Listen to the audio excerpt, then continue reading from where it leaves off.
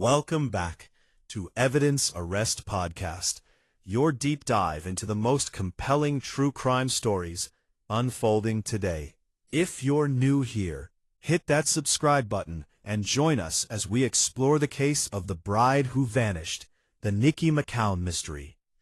It's a Sunday afternoon, July 22nd, 2001, Richmond, Indiana, a small city where routines matter.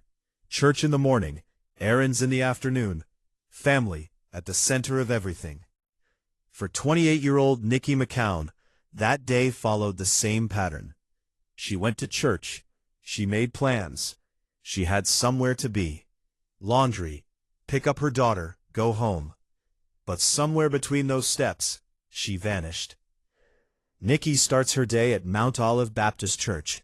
She's there with her fiancé, Bobby Webster. This is a life moving forward, a wedding planned, a future forming. Nothing about this morning feels unusual. Nothing suggests what's coming. Niqui wasn't someone who ran away. She was a mother. Her daughter, Peyton, was 9 years old. She was consistent, reliable, present, the kind of person who shows up, which makes what happens next harder to explain. After church, she tells people what she's doing next. Laundry, then picking up her daughter. Simple, routine. But that plan gives us something important, a timeline and a deadline. She doesn't have time to disappear. That afternoon, Niqui arrives at the Richmond Coin Laundry on Southeast Street. A familiar place, normal, stop. But something feels off. Before she disappears, Niqui tells her family something important. She says men at the laundromat were bothering her. It's a small detail, the kind of thing people mention, and then move past. Until later, when it becomes everything. People see her. Not rushed, not distressed, just going about her day. She finishes her laundry. This matters, because later, her clothes are found, clean, folded, which tells us something specific. She wasn't interrupted. She had time. She's seen next door, at a convenience store, another routine stop, another normal moment. And then, we lose her. No confirmed sightings, no clear explanation, just a gap. A small window of time, where everything changes. Niqui never picks up her daughter. And this is where everything shifts, because that's not something she would forget. At first, it's confusion, then concern, then fear. Because this isn't normal, this isn't voluntary. Police begin looking into the laundromat, the surrounding area, anyone who may have seen her, but there's a problem. There is no struggle, no immediate suspect, just silence. Then, 4 months later, there's a break. Her car is found, not in Richmond, but over an hour away, at the Meadows of Catalpa Apartments in Dayton, Ohio. This location isn't random. Niqui had ties there. She had lived there before. People she knew still had connections to that place. There's a laundry basket, filled with folded clothes. She finished her laundry. She was on her way somewhere, but she never made it. The vehicle shows signs of interference, which suggests someone else was involved. Someone moved it. Someone made a decision about where to leave it. Attention turns to a former coworker, Tommy Swint. His DNA was linked to an unrelated 1991 homicide in Ohio. And that changes everything. Because now investigators are looking at someone who isn't just connected, but capable. But before investigators could fully explore that, before they could question him in depth, before they could test every theory, Tommy Swint died, and with him went any explanation he might have given. No confession, no denial, no clarity, just silence.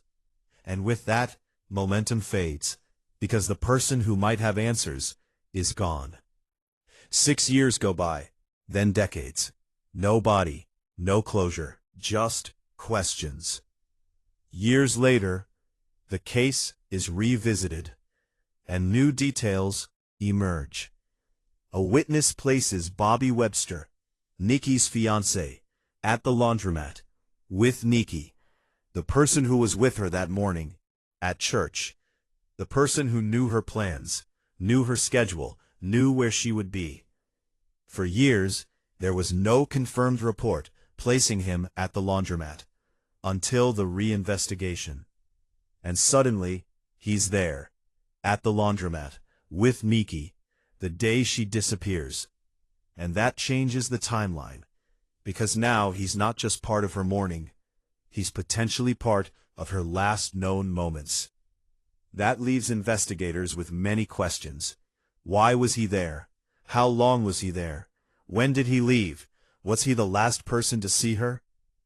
And maybe the biggest question, why wasn't this information clear from the beginning? A previously unknown phone call surfaces, made by Niqui, that day. And once again, everything points back to one place, Meadows of Catalpa.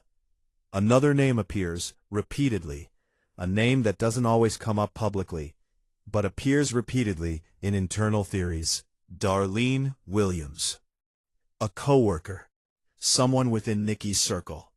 Her name surfaces again and again in investigative discussions, not necessarily as a confirmed suspect, but as someone connected to the broader picture. This case has 4 suspects. Tommy Swint, a man connected to violence, but gone before answers could be found, now placed at the laundromat, changing the timeline, raising new questions. Darlene Williams, a name that keeps resurfacing, suggesting deeper connections. The unknown men who made her uncomfortable, never clearly identified, never fully explained. So now we have to ask, what could happen between a laundromat and a parking lot that leads to someone vanishing completely? Possible scenario 1. If she left alone, then something happened after. But then we have to explain how she was intercepted, why there were no witnesses, how her car ends up over an hour away. Possible scenario 2, she didn't leave alone. If she didn't leave alone, then someone approached her, someone she either knew, trusted, or didn't perceive as a threat. Because there's no evidence of a struggle. There's a window of time here, small, but critical. And inside that window, everything happens. There's another mystery. We don't know exactly when her car was moved, but we know where it ends up. Meadows of Catalpa, Dayton, over an hour away. Someone drove that distance, chose that location, left the vehicle. Inside the vehicle, a laundry basket with clean folded clothes, but what wasn't found in the car was Niqui. No signs she left voluntarily, no indication of where she went next, but clear signs that the car had been interfered with, which suggests someone else handled it. Meadows of Catalpa.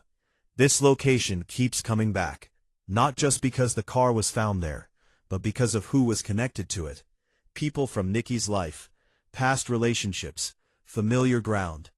Which means this wasn't random. This was chosen. While all of this is happening, there's another timeline, a quieter one. Her daughter, waiting, her family, calling, searching, trying to understand why she didn't come back. There's always a moment in missing person cases when it shifts from, she's late, to, something is wrong. And once you cross that line, you can't go back. When you step back, you start to see something. A laundromat, where she felt unsafe. A fiancé, now placed at the scene. A former coworker tied to violent crime. Another coworker appearing in theories. A location that keeps resurfacing. And instead of one clear answer, you get something else. Overlap. A case where everything connects, but nothing fully explains what happened. Because here's the truth. This case doesn't suffer from a lack of suspects. It suffers from a lack of certainty.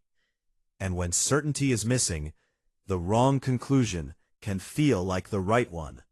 Thank you for watching. If you want to hear more cases like this, make sure you subscribe so you don't miss future episodes. Take care of yourselves and take care of each other.